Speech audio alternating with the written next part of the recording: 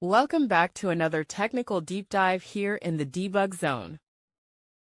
Today we're tackling a big question and breaking it down with insights from other users. Hopefully this clears up some misconceptions and helps you get the answer you need.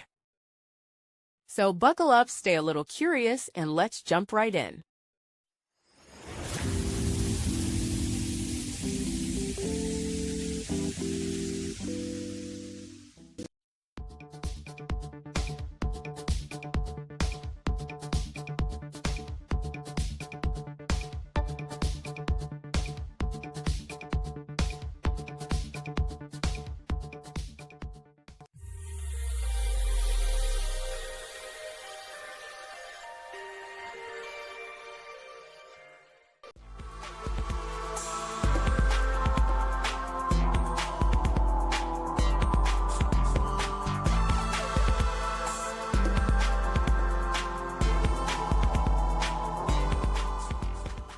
And that's a wrap.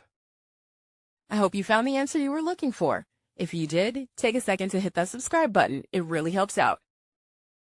And let me know in the comments which solution worked best for you. See you next time in the debug zone.